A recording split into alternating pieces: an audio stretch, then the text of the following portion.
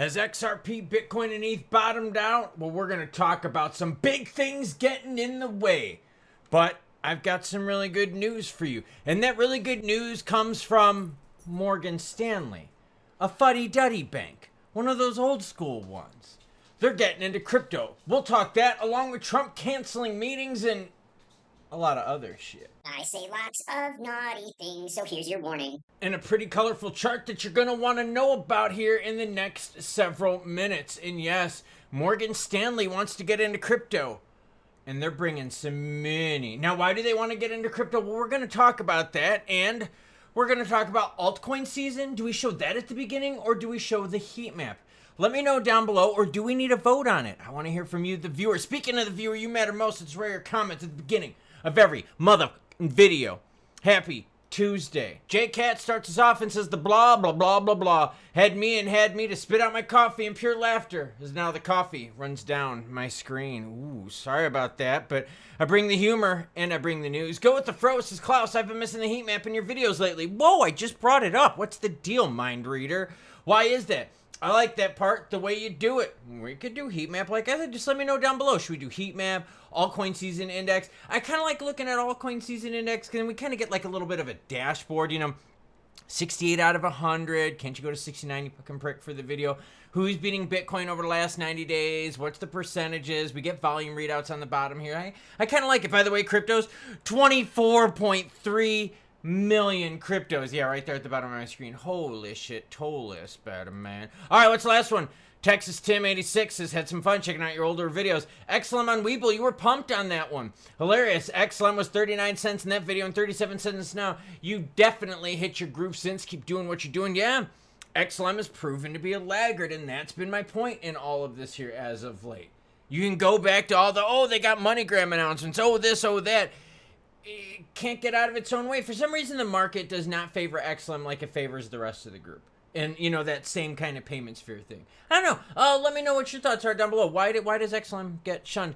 Meanwhile, the weather in Guatemala City right now is 66 degrees. Cuidado de Guatemala City. Thank you. Cuidado. They got some lows in the low 60s. That's nice. It looks like t-shirt weather during the day, hoodie weather at night. 14% of American investors have exposure to crypto. Ooh, that's what this pretty little chart was right here. This talks about what percentage of your population, right, is into crypto. Here's really cool. Worldwide average, only 6.9%. United Arab Emirates, 31%. Holy shit, Batman, that's crazy. United States, like we talked about, 15.5. Who else do we got on here? What about a little bit of Mexico? Heiko on Mexico, 9.7%. Germany, Deutschland, Fatherland, 8.3%. What about our Canadian friends up north? 10% of you own crypto. Any other big ones in here that I could share? South Africa, 12.4%. Just thought I would share that one with you. So yeah, maybe your country's on here. Ireland, 8.7%. I'm highlighting this because that number is going to change because now Morgan Stanley is close to offering crypto trading through Etrade, calls it the tip of the iceberg. Yeah, this is fuddy-duddy old school money now getting into crypto. Morgan Stanley said it's months away from offering crypto trading to retail customers through its Etrade division. I like Etrade personally. The firm is working with the startup Zero Hash, which Morgan Stanley also took an investment stake in for liquidity, custody, and settlement. It says, we are well underway in preparing to offer crypto trading through a partner model to E-Trade clients in the first half of 2026. Now, why are we seeing this adoption and change? Well, it's because we're getting crypto regs, and these banks are like, okay, we got stablecoin regs. We're pretty sure we're going to get regs for the rest of crypto. So even like the boring traditional finance money from the sidelines is getting in. So as long as nothing gets in our way, you're going to see more announcements like this. You're going to see more crypto ownership than what you're seeing right here. So I think this is going to be a good thing. You're starting to see the change. Thought I would throw that out there. By the way, Turkey, shocker there, 19.3% people out there owning crypto. All right. Bitcoin, ETH, XRP show signs of bottoming out. Whoa, girlfriend. You can't talk about bottoming out until you see the light at the end of the tunnel. And there's a problem. Trump cancels meetings with Democrats as the shutdown nears. Oh, shit. President Trump on Tuesday canceled a meeting at the White House with top congressional Democrats to discuss federal funding, writing on social media that he decided talks would not be productive, escalating a standoff that threatens to shut down El Governmento next week. And again, you can't come out of the crypto bottom until we know we're okay with this. Mr. Trump had been set to meet with Senator Chuck Schumer and Representative Hakeem Jeffries, both of New York. There you go, baby. East Coast, Beast Coast, West Coast, Best Coast. In an attempt to break through the impasse gripping Capitol Hill. To avoid the shutdown, they need 60 votes in the Senate, with only 3 votes being Republicans. Oh, so that means we do need to get Democrats on board. So in order to get Democrats on board, we're canceling meetings. Okay. But Mr. Trump accused the radical left Democrats of making unserious and ridiculous demands in return for their votes. They get serious about the future of our nation. He says they're not going to hold a meeting. You better get serious, and then we'll talk to you. Mr. Jeffries responded by calling the Republicans extremists. Basically what you're seeing and learning here is both sides are arguing with each other. So no, we can't really call like a bottoming out yet until we know we're through the shitstorm. October 1st is the deadline at like midnight. I'm sorry, the 30th going into October 1st. So like that midnight, you know, going into like 12:01 a.m. That's when the deadline is. So now with Trump canceling meetings and both sides not happy with each other and us needing a minimum, and us meaning the people that want crypto and funding to go through, needing a minimum of 60 votes, well, we're going to need some Dems to come to the table. But you can't come to the table if there's no table to come to because you canceled meetings. Overall volume in the crypto market right now is $160 billion. We're seeing a little bit of action here on the screen.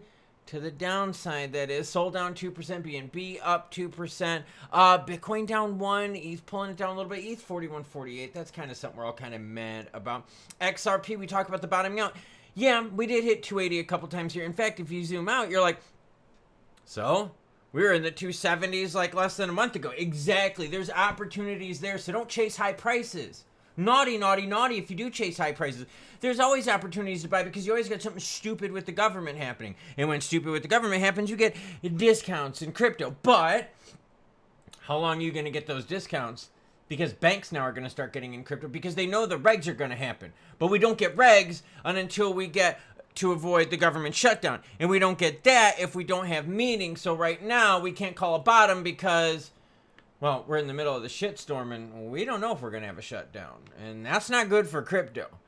XRP though, like I said, discounts are there. But don't think we're bottomed out just yet. Let's see what the next few days hold. See if these people are going to still stalemate each other. And I know a lot of you are thinking the same thing that I'm thinking. They're going to come in last second, look like heroes, and save the day. Well, how about we just don't fucking blow through our budget? Be a hero before you need to be a hero, losers. And I'm looking at the poly market odds right now, and it's up to 70% for United States government shutdown in 2025. Yeah, go los Estados Unidos, way to go, baby. Now look. Once we get through the funding shit, we could then start focusing on regs and the other stuff. The problem is there's just so many fires for the government to put out because they suck at their jobs that things like regs get put on the back burner, which is unfortunate. Now, I will say though, it does kind of squeeze a lot of bullish news into the back end of this year. ETFs, rate cuts, regs, yeah. So let's shoot through the poop sandwich and then maybe we get to the, I don't know, prime rib sandwich? I mean, honestly, I think ETFs are going to be juicy. I think regs are going to be juicy. And rate cuts are, I don't know. It's a mixed bag because he f***ed up the turkey. He doesn't get steak. So, I don't know. We got a lot of bullish stuff left. I'm frustrated with the government shutdown thing. So, 70% chance right now on poly market government shutdown. Will we hit a bottom? Well, let's find out if we're having meetings first and then we'll talk. Choo-choo what? Well, dang, girlfriend, if you don't know the deal by now, you're going to learn it soon enough. Choo-choo, bitches.